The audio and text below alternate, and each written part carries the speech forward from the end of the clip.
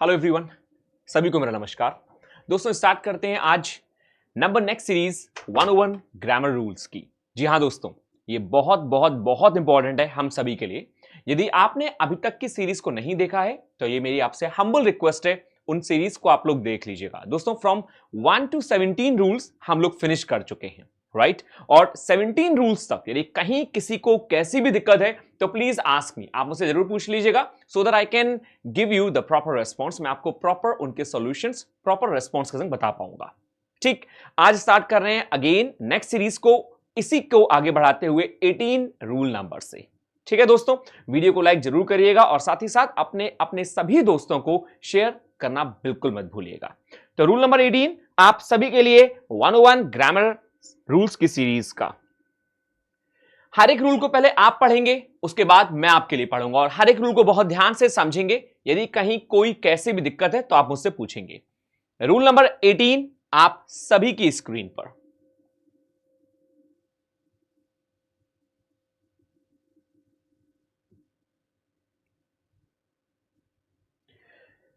दोस्तों rule number 18 आपसे क्या कहता है? Some nouns are always used in singular, therefore they always take singular verb. Writer की इस लैंग्वेज को समझिएगा। राइटर ने क्या कहा? कुछ नाउन्स ऐसे होते हैं जो हमेशा यूज किए जाते हैं सिंगुलर में। Some nouns are always used in singular, therefore इसीलिए they always take singular verb, वे हमेशा सिंगुलर वर्ब लेते हैं। राइट? मतलब कुछ नाउन्स ऐसे होते हैं जो हमेशा सिंगुलर में ही होते हैं और इसीलिए वो सिंगुलर वर्ब लेते हैं। तो हमें जानना जरूरी यह है कि भाई ऐसे कौन से नाउन हैं जो हमेशा सिंगुलर में यूज होते हैं। हमने तो यह सुना था कि नाउन के सिंगुलर और प्लूरल मतलब एकवचन और बहुवचन दोनों होते हैं, लेकिन ये कौन से नाउन है जो केवल और केवल सिंगुलर में ही होते हैं, प्लूरल में नहीं होते?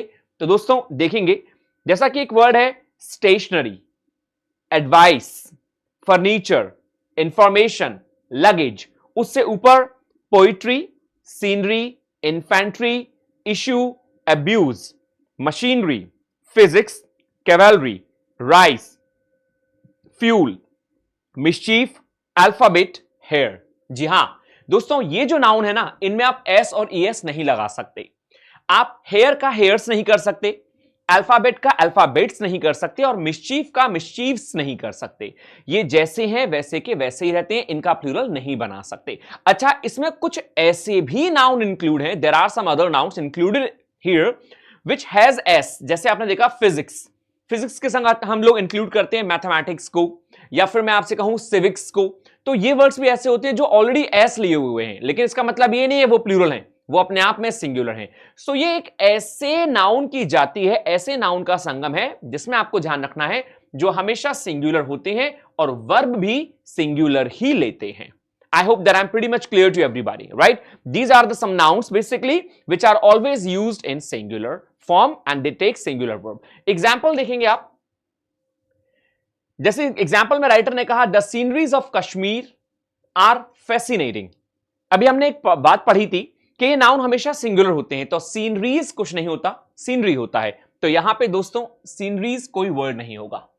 सिंपल है, कर सकते हैं आप लोग। सीनरीज कुछ नहीं होता तो हम सीनरीज को हटा देंगे और वर्ड यूज करेंगे scenery, SCENERY, and that is the right answer. I hope कि everybody is clear with this one, सबको क्लियर हुआ होगा।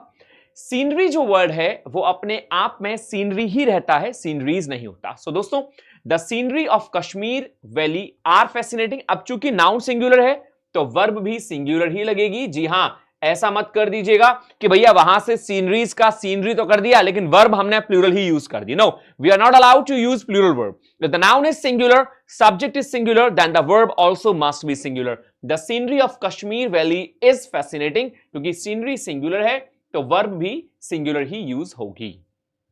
क्लियर? इसका मीनिंग क्या हो गया कि जो कश्मीर वैली की सीनरी है वो बहुत ही फैसिनेटिंग है, वो बहुत ज्यादा लुभावनी है। ऐसे ही सेकंड देखेंगे, the offsprings of the cat are looking very beautiful. दोस्तों ऑफस्प्रिंग यहां पे किसी पतझड़ या बसंत के बारे में बात नहीं कर रहा है, ये कोई मौसम की बात नहीं कर रहा है। ऑफस्प्रिंग का मतलब होता है बच्चे, आप इन्हीं को चिल्ड्रन के नाम से भी जानते हैं, राइट? और जब आप इसे चिल्ड्रन कहते हैं तो आपको एक बात समझ में आएगी कि भाई ये ऑफ स्प्रिंग्स नहीं होता, ये ऑफ स्प्रिंग होता है। क्या होता है ये? Offspring. So the offspring of the cat, अब यहां पे the offspring of the cat है, मतलब बच्चे हैं किसके, कैट के, आर लुकिंग वेरी ब्यूटीफुल, वो बड़े ही क्या दिखाई दे रहे हैं, सुंदर दिखाई दे रहे हैं, बड़े ही बढ़िया दिखाई दे रहे हैं। तो ऑफ स्प्रिंग्स कुछ नहीं होता, ये हमेशा क्या होता है, ऑफ स्प्रिंग होता है। आई होप कि आपको समझ में आया होगा, ये रूल आपको सबको अच्छे से क्लियर है, और जब ये रूल क्लियर है तो आपको ये भी क्लियर होगा, the offspring of the cat. अच्छा, अब यहां पे आर के प्लेस पे इज हो जाएगा, क्या हो जाएगा, ये is it clear to everybody, any doubt, can we move to the next one. चलिए, इसमें आपको एरर फाइंड आउट करना है, आपको बताना है कि क्या एरर होना चाहिए। Come on, read the sentence carefully and let me know.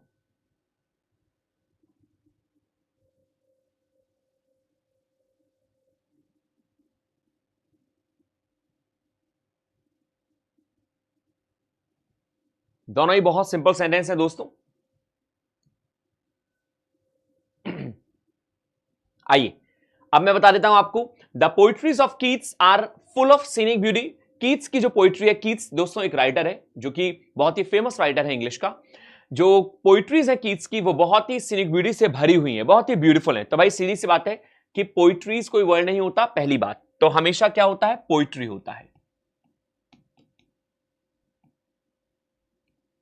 ठीक है।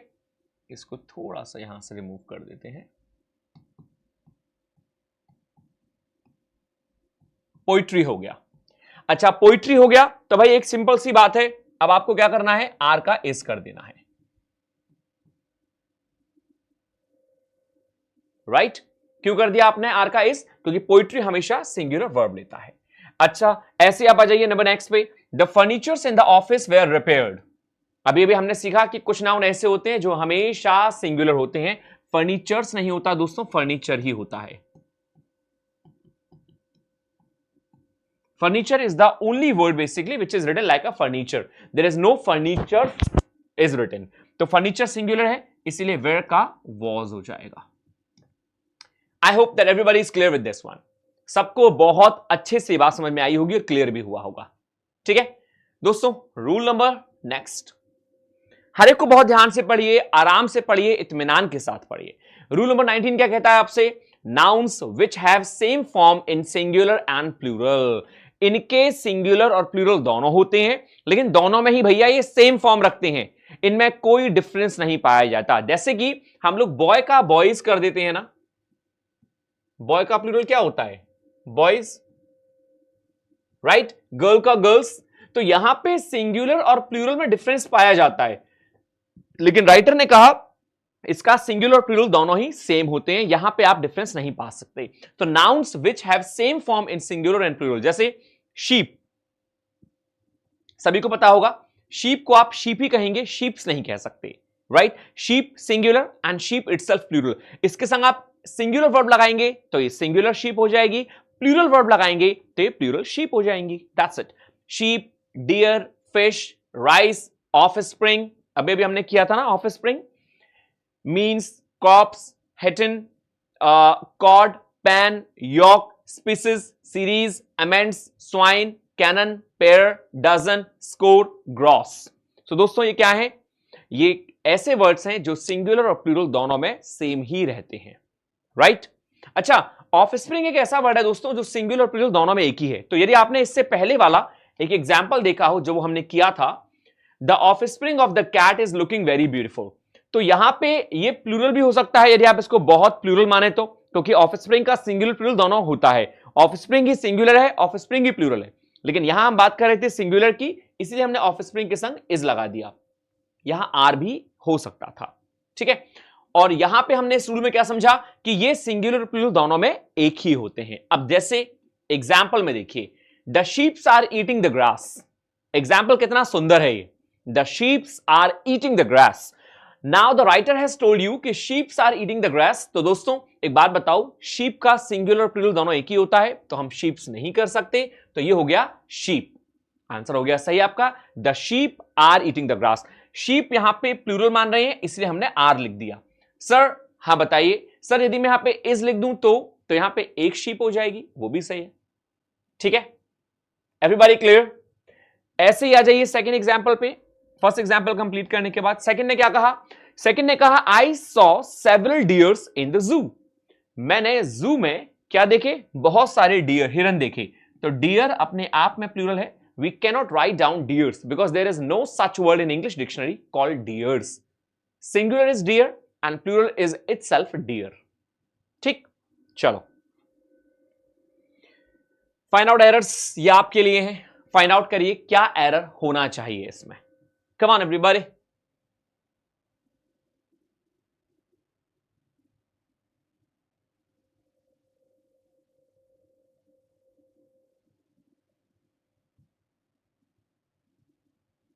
Okay, the fishes are swimming in the river. So what should be the right answer?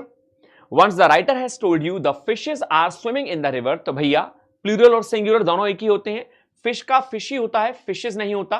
तो फिश इटसेल्फ राइट, हम फिशेज नहीं लिखेंगे इसको, ये फिश ही रहेगा।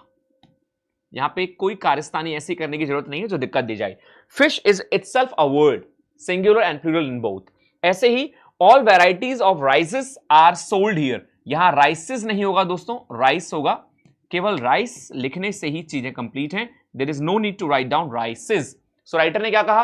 राइटर ने कहा all varieties of rice are sold here, that's it. क्योंकि वेराइटीज यहां पे क्या है? सब्जेक्ट है, तो आर सही है, राइट? वर्ब की कोई दिक्कत नहीं है। I hope everybody is clear with this.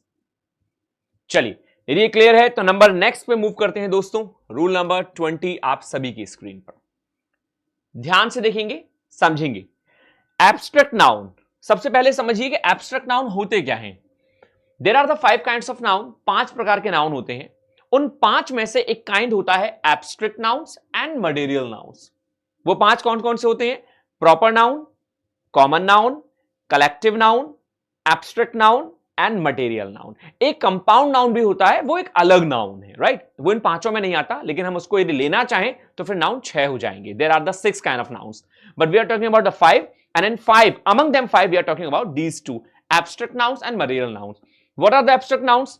दोस्तों, एब्स्ट्रैक्ट नाउन्स वो नाउन्स कहलाते हैं जिनको आप टच नहीं कर सकते, जो केवल फील किए जा सकते हैं। इसीलिए इन्हें हम हिंदी में बोलते हैं भाववाचक संज्ञा। क्या कहते हैं आप इन्हें? भाववाचक संज्ञा। एब्स्ट्रैक्ट, एब्स्ट्रैक्ट का मीनिंग ही अपने आप में फीलिंग होता है। The meaning of abstract is itself feeling. So ऐसे नाउन जिनको आप क्या कर सकते हैं? केवल फील कर सकते हैं, वो कहलाते हैं एब्स्ट्रैक्ट नाउन। मटेरियल नाउन कौन से होते हैं? जो रॉ मटेरियल होते हैं, जैसे कि lead, gold, copper, water, rice. जी हां, वाटर और राइस भी मटेरियल नाउन में आते हैं, बिल्कुल सही। डायमंड, वुड, ये सब क्या है दोस्तों? ये सब रॉ मटेरियल है। Wheat, they all are called material nouns. ठीक है, सो राइटर कहने क्या कहा? राइटर कह रहा है कि abstract nouns and material nouns are never used in the plural. Wow, the very very very important rule, the most important rule. कोई भी एब्स्ट्रैक्ट नाउन, कोई भी फीलिंग और कोई भी मटेरियल नाउन जो भी रॉ मटेरियल होता है, वो कभी भी प्लूरल में यूज नहीं होते। इनके कोई भी बहुवचन यूज नहीं होते, ये हमेशा सिंगुलर में यूज होते हैं। तो एक बार इनके कुछ एग्जांपल्स देख लेते हैं। जैसे कि देखिए, नॉलेज, जल्दी बताओ कौन सा नाउन है? जल्दी बता दो। विजडम, ब्रेवरी, हैप्पीनेस, प्रूडेंस, क्या ये मटेरियल नाउन है? जी नहीं, ये सारे के सारे चारों जो हमने पढ़े, पांचों, ये एब्स्ट्रैक्ट नाउन है। नॉलेज आप क्या नहीं कर सकते? छू नहीं सकते, केवल महसूस कर सकते हैं। इसी प्रकार विजडम, बुद्धिमानी, बहादुरी, हैप्पीनेस, प्रूडेंस, ये सब क्या है? Abstract noun. सेम दोस्तों, copper, iron, milk, zinc, rice, silver, aluminium, wheat, ये मटेरियल नाउन थे। आयरन, वुड, गोल्ड, वाटर, ये भी मटेरियल नाउन के एग्जांपल है। नीचे वाले सारे मटेरियल हैं और ऊपर वाले क्या है? Abstract noun. इनका कोई भी प्लूरल नहीं होता। आप नॉलेज का नॉलेजेस नहीं कर सकते, वुड का वुड्स नहीं कर सकते, व्हीट का व्हीट्स नहीं कर सकते, जिंक का जिंक्स, ब्रेवरी का ब्रेवरीज, हैप्पीनेस का happinesses. No no no, they all are used in singular only, और ये सिंगुलर वर्ब ही लेते हैं इसीलिए। ठीक है, चलो अब जल्दी से आ जाओ एग्जाम्पल पे। देखो क्या लिखा हुआ है। Coppers are used in the electric cables. Copper का हम लोग यूज करते हैं इलेक्ट्रिक केबल्स में। तो भाई इलेक्ट्रिक केबल्स कितनी भी हो सकती हैं, केबल्स प्लूरल हो सकता है, लेकिन कॉपर प्लूरल नहीं होगा क्योंकि मटेरियल नाउन है। तो मटेरियल नाउन है तो कॉपर्स नहीं होगा, कॉपर होगा। और चूंकि ये नाउन सिंगुलर है इसीलिए दोस्तों इसके लिए वर्ब भी सिंगुलर ही यूज होगी, तो इज हो गया। Copper is used in electric cables, copper का यूज किया जाता है इलेक्ट्रिक केबल्स में, सिंपल। ऐसे ही दोस्तों irons are useful in many ways, iron का यूज किया जाता है बहुत सारे वेज में, तो आयरन्स आर यूजफुल नहीं होगा, पहले तो आयरन ही नहीं होगा, आयरन होगा, दूसरा आर नहीं होगा, इज होगा। Iron is useful in many ways, iron का यूज किया जाता है बहुत सारे वेज में। So that's what all. I hope कि आप सबको क्लियर हुआ है। Everybody, is it clear? Sure? Final कर दें? तो चलिए, ये आपको क्लियर हो गया, दोनों मटेरियल नाउन थे और दोनों ही सिंगुलर यूज किए जाएंगे और वर्ब भी सिंगुलर लेंगे। अब आ जाइए एरर फाइंड आउट करने में, बताइए क्या एरर होना चाहिए दोनों में, फास्ट।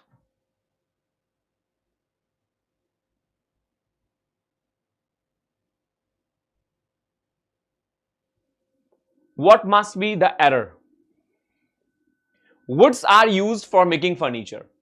आप वुड्स का यूज करते हैं फर्नीचर बनाने के लिए, तो दोस्तों बहुत ही सिंपल है, वुड्स नहीं होता, वुड होता है, राइट? वुड कौन सा नाउन है? मटेरियल नाउन, और इस मटेरियल नाउन के लिए आप आर का यूज नहीं करेंगे, आप इज का यूज करेंगे। Would is used. अच्छा, इसके संग वर्ब की थर्ड फॉर्म है तो ये पैसिव वॉइस हो गया, would is used for making furniture. ऐसी सेकंड है, वाटर्स आर एसेंशियल, वाटर्स नहीं होता, वाटर होता है और आर के प्लेस पे इज हो जाएगा, तो सेंटेंस हो गया वाटर इज एसेंशियल। एसेंशियल का मतलब होता है important.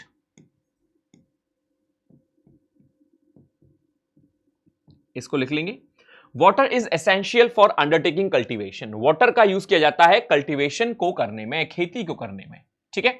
So water is it clear? Material noun कभी भी प्लूरल नहीं होते और यूज होने वाली वर्ब भी हमेशा सिंगुलर होती है। आई होप और I wish that everybody is getting my point. ठीक, आइए मूव करते हैं दोस्तों नंबर 21, रूल नंबर 21 क्या कह रहा है भाई? बहुत सिंपल है, possessive case is used when we are talking about possession. दोस्तों ये पॉजेसिव केस का यूज है। पॉजेसिव केस को समझना है आपको तो एक चीज समझ लीजिए, पॉजेसिव जो यूज वर्ड होता है ये आता है एक वर्ड पोजेशन से, और पोजेशन का मतलब होता है अधिकार। क्या होता है? अधिकार। आपका आपकी गाड़ी पे अधिकार है, स्कूटी पे अधिकार है, आपकी नॉलेज पे अधिकार है, कोई चाबी है, की है, आपका पेन है, आपके कपड़े हैं, उन सब पे अधिकार है, तो उसी के लिए हम एक नाउन यूज करते हैं, पॉजेसिव केस का नाउन, ठीक है? तो वही राइटर ने कहा possessive case is used when we are talking about possession. जब हम पोजेशन की बात करते हैं, अधिकार की बात करते हैं, तो पॉजेसिव केस का यूज करते हैं। और ओनरशिप की, मालिकाना कोई बात करते हैं कि आप उसके मालिक हैं, तो पॉजेसिव केस यूज करते हैं। The use of possessive case is restricted to living things and personified objects. It can be used with certain idiomatic phrases. ये क्या कह दिया राइटर ने? कहा कि पॉजेसिव केस का यूज आप कुछ ही चीजों के संग करते हैं, वो लिमिटेड हैं, वो रिस्ट्रिक्टेड हैं। कौन कौन सी चीजें हैं? लिविंग थिंग्स के साथ, पर्सोनिफाइड ऑब्जेक्ट, पर्सोनिफाइड ऑब्जेक्ट मतलब जो कि लिविंग बीइंग नहीं है लेकिन आपने उनको लिविंग बीइंग बना दिया है, और it can be used with certain idiomatic phrase, और कुछ फ्रेजेस हैं उनके साथ। लेकिन भाई समझ में नहीं आया कि पॉजेसिव केस होता क्या है, तो दोस्तों शॉर्ट में समझ लीजिए, पॉजेसिव केस होता है एपोस्ट्रोफी एस। वो वर्ड जो एपोस्ट्रोफी एस लेते हैं वो पॉजेसिव केस कहलाते हैं, और हिंदी में इनका मतलब होता है का, की, के। ये इनका मीनिंग होता है, का, की, के, right? So you can no easily कि पॉजेसिव केस होता है एपोस्ट्रोफी एस, और इनका यूज आप करते हैं लिविंग थिंग्स के लिए, पर्सोनिफाइड ऑब्जेक्ट्स के लिए और इडियोमैटिक फ्रेजेस के लिए। क्लियर है सभी को? कोई डाउट, कोई क्वेश्चन? श्योर? चलो, अब यहां पे दोस्तों एक चीज आई, number 1, possessive case is used with living things. Possessive case का यूज जब आप किसी लिविंग थिंग्स के लिए करते हो तो कैसे करते हो, पहले ये समझो। तो देखिए राइटर ने कहा we entered the den of tiger, हम शेर की गुफा में घुसे। वी एंटर्ड, पास्ट इंडेफिनिट है, एंटर्ड। एंटर कभी भी अपने साथ इन नहीं लेता, इस बात को गांठ बांध लीजिए, एंटर अकेला आता है। हम घुसे कहां पे? शेर की गुफा में। We entered the den of tiger. तो दोस्तों डेन ऑफ टाइगर का मतलब हो गया शेर की गुफा। यहां पे एक बात समझने वाली है, वो क्या है कि यहां पे शेर जो है वो लिविंग बीइंग है, लिविंग है, तो यहां पे आप ऑफ का यूज ना करें, आप यहां पे पॉजेसिव केस यूज करें, एपोस्ट्रोफी एस। तो इसीलिए ये इनकरेक्ट हो गया और इसका करेक्ट बनाया गया we entered the tiger's den. हम शेर की गुफा में घुसे, we entered the tiger's den. यूं तो हम ये भी कहते हैं we entered the den of tiger, but that is wrong actually, because when you or we, anybody can make possessive case of some words, then why are we using of over there? We are not allowed to use of. ठीक है, so tigers Dane कर दिया। ऐसे एक और example देखिए, आई was impressed with the beauty of Shweta. मैं श्वेता की ब्यूटी से इंप्रेस था, बहुत इंप्रेस हुआ। किससे? श्वेता की ब्यूटी से। तो श्वेता समझ में आ रहा है, एक नाम है, एक लड़की है तो लिविंग है, तो भाई सीधी सी बात है, जब लिविंग है तो आई was impressed with Shweta's beauty. Shweta के बाद अपोस्ट्रोफी एस लगाएं और ब्यूटी कर दें, एंड दैट्स इट, सिंपल है। So I was impressed with Shweta's beauty, ये अपने आप में सिंपल हो गया और सेंटेंस हो गया करेक्ट आपका। मैं आशा करता हूं कि आपको मेरी बात अच्छे से समझ में आई होगी। ठीक है, यदि ये क्लियर है, अपोस्ट्रोफी एस पॉजेसिव केस बन रहा है, तो आप नंबर सेकंड पे आ जाइए। अब नंबर सेकंड में क्या कहा दोस्तों? Possessive case is used personified object, जो अभी हमने पढ़ा था। पर्सोनिफाइड ऑब्जेक्ट का मतलब ये हो गया जो लिविंग थिंग नहीं है, लेकिन पर्सोनिफाई, आपने उनको मानवीयकरण दिया है, आपने उनको पर्सोनिफाई किया है। पर्सोनिफाई का मतलब ये हो गया कि जो मानव करता है वो ही काम करना। तो राइटर ने क्या कहा कि possessive case is used with personified objects, ऐसे ऑब्जेक्ट्स जिनको मानवीय, मानव का रूप दिया गया। Example, my uncle is waiting, मेरे अंकल जो है वो वेट कर रहे हैं for the call of death. किसका? मृत्यु की कॉल का, कि मृत्यु कब उनको बुलाएगी। तो मृत्यु क्या सांस लेती है क्या? नहीं ना। तो भाई यहां पे कॉल ऑफ डेथ सही होना चाहिए, लेकिन ये एक पर्सोनिफाइड ऑब्जेक्ट है। राइटर ने क्या कहा? Call of death. कॉल जो वर्ड है वो तो इंसान की तरफ से होता है, ना कि डेथ की तरफ से, लेकिन राइटर ने पर्सोनिफाई कर दिया। मृत्यु बुला रही है, मतलब इंसान बुला रहा है तो मृत्यु बुला रही है, तो इसका मतलब क्या हो गया कि मानवीयकरण किया गया। इसीलिए राइटर ने क्या कहा? My uncle is waiting the deaths call, my uncle is waiting for the deaths call. तो डेथ के बाद अपोस्ट्रोफी एस लग गया, और इसे आप गलत नहीं कहेंगे, ये सही हो गया, राइट? जबकि कॉल ऑफ डेथ गलत है। Am I clear? And we can write down why, because this one is a example of personified things. चलिए, नंबर सेकंड क्लियर हो गया, तो नंबर थर्ड पे आ जाइए। अब नंबर थर्ड राइटर कहना चाह रहा है possessive case is used with idiomatic phrase. भाई कुछ फ्रेजेस होते हैं, कुछ इडियम्स होते हैं, उनके साथ आप क्या यूज करते हैं दोस्तों? उनके साथ आप यूज करते हैं पॉजेसिव केस। वो क्या होता है कि हम किसी इडियम्स के संग यूज करते हैं। तो इडियम्स का मतलब क्या हो गया? कुछ मुहावरे, कहावतें, और कहावतें जैसी होती हैं वैसी होती हैं, उनको आप बदल नहीं सकते। तो वही possessive case is used with idiomatic phrases, जैसे एट अ स्टोन्स थ्रो। ये दोस्तों एक फ्रेज है।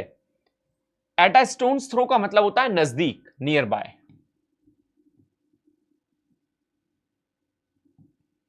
तो ये जैसा है वैसे का वैसा ही रहेगा, एट अ स्टोन्स थ्रो आप इसे यूज कर सकते हैं। ऐसे ही an apple of one's eye, आंखों का तारा होना। An apple of one's eye, किसी का वेरी डियर होना।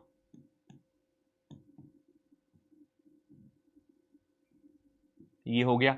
सो दोस्तों ये क्या है? ये वो फ्रेजेस हैं जो कि अपने आप में एपोस्ट्रोफी एस लिए होते हैं। तो आप, स्टोन पत्थर है, लिविंग बीइंग तो नहीं है, लेकिन आप इसमें से एपोस्ट्रोफी एस नहीं हटा सकते क्योंकि ये फ्रेज है। ऐसे ही वंस आए, ये फ्रेज है, एप्पल ऑफ वंस आए, आप इसमें से नहीं हटा सकते। तो ये हो गया दोस्तों इडियोमैटिक फ्रेज। मैं आशा करता हूं कि आप सभी को क्लियर हुआ होगा how to use possessive case in such situations. ठीक, चलिए, यदि ये क्लियर है दोस्तों, तो अब आ जाइए पॉजेसिव केस के नेक्स्ट रूल पे। Possessive case is used with the words denoting space, time और वेट। यहां राइटर ने क्या कहा? यहां राइटर ने बहुत ही इंपॉर्टेंट चीज कही कि पॉजेसिव केस का आप यूज करते हैं विद द वर्ड्स, ऐसे शब्दों के साथ जो डिनोट करते हैं स्पेस को, टाइम को और वेट को। स्पेस, टाइम और वेट को डिनोट करने वाले जो वर्ड्स होते हैं उनके लिए भी आप पॉजेसिव केस मतलब एपोस्ट्रोफी एस का यूज करते हैं। सर एग्जांपल, अ डेज जर्नी, एक दिन की जर्नी। यहां पे दोस्तों आपने देखा होगा टाइम की बात की गई है, तो अ डेज जर्नी लिख सकते हैं, फाइन। अ पॉन्ड्स वेट, यहां वेट की बात की गई है, तो एक पॉन्ड का वेट, एक पॉन्ड का weight, so you can write down that also. So a pound's weight is also right. Clear? चलो, यदि क्लियर है तो जल्दी से आ जाओ रूल नंबर 22 पे। कम ऑन, पहले आप पढ़ लें जल्दी से।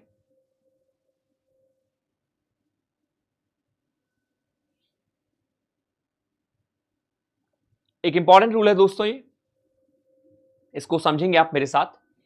राइटर ने क्या कहा? राइटर ने कहा आपसे डजन, स्कोर, ग्रॉस, 100,000 एटसेट्रा, ये कुछ वर्ड्स हैं। Dozen, score, gross, 100,000 are the nouns which are normally not use, जो आमतौर पे यूज नहीं होते हैं प्लूरल में, जब इनके आगे नंबर यूज हो जाए। यदि मैं आपको कहूं 2 डजन, तो 2 प्लूरल है, 1 सिंगुलर होता है, 2 प्लूरल होता है। लेकिन जब मैं कहूंगा 2 डजन, तो दोस्तों ये डजन ही है, ये डजन्स नहीं होगा। तो राइटर ने क्या कहा कि नॉर्मली ये कभी प्लूरल यूज नहीं होते, चाहे इनके आगे कोई नंबर ही यूज क्यों ना हो रहा हो, प्लूरल नंबर। सो 2 डजन होगा, 2000 होता है, आपने सुना होगा, जैसे मैं 2 या कहूं 3, तो 3000 कहूंगा मैं। कभी आपने सुना है 3000?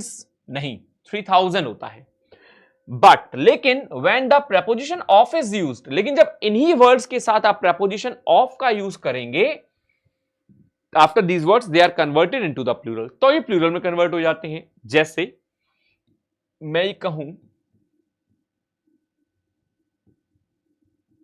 डजन्स ऑफ एग्स, दर्जनों अंडे। अब चूंकि डजन ऑफ ले रहा है तो ये डजन्स हो जाएगा। जी हां, तो इसका मतलब क्या हो गया कि प्रपोजिशन ऑफ के लगाने से ये वर्ड अपने आगे एस ले लेते हैं, अदरवाइज इनको नॉर्मली आप प्लूरल में यूज नहीं करते। ऐसे ऊपर वाला देखिए 3000 कहा आपने, आप इसको यदि प्लूरल में यूज करना चाहते हैं तो आप लिखें थाउजेंड्स ऑफ बर्ड्स। अब आपने थाउजेंड्स के लिए ऑफ लगाया तो आप क्या यूज करेंगे? एस यूज कर सकते हैं। ऐसे डजन्स के संग ऑफ तो डजन्स, थाउजेंड्स, लेकिन नॉर्मली नंबर के साथ आप इनको कभी भी प्लूरल यूज नहीं करते। अब एग्जाम्पल देखेंगे आप। इनकरेक्ट एग्जाम्पल क्या है? ही वॉन्ट्स 3 डजन्स एग्स, वो चाहता है 3 दर्जन एग, अंडे। तो ही वॉन्ट्स 3 डजन्स, 3 है, नंबर है, आप डजन्स लगा रहे हैं, एस नहीं लगेगा। ही वॉन्ट्स 3 डजन एग्स, इसीलिए ये करेक्ट है और ये इनकरेक्ट। Clear everyone? नेक्स्ट देखिए, इनकरेक्ट है I bought 3 dozen of oranges. तो आई बॉट 3 डजन ऑफ, अब इस डजन ने ऑफ ले लिया। देखिए इसमें एक छोटी सी बात देखिए, इसमें नंबर भी दे रखा है लेकिन इन वर्ड्स के संग ऑफ भी दे रखा है। तो यदि ऑफ दे रखा है तो आप एस लगाएंगे। तो I bought 3 dozens of oranges, ये डजन्स हो जाएगा, इसीलिए करेक्ट है ये, और ऊपर वाला इनकरेक्ट था। आई bought 3 dozens of oranges from the market and that should be the right answer. I hope कि ये आपको क्लियर हुआ होगा अच्छे से। सबको क्लियर है? There is no doubt? ठीक है दोस्तों, एंड दैट्स इट। यदि आपको क्लियर है तो एक छोटा सा मैं आपको होमवर्क दूंगा। जो लास्ट वाला रूल था उसके लिए मैंने आपको फाइंड आउट द एरर्स नहीं दिया, तो आपका काम है, ये दिखेगा? नहीं दिखेगा, ब्लैक से दिखेगा आपको।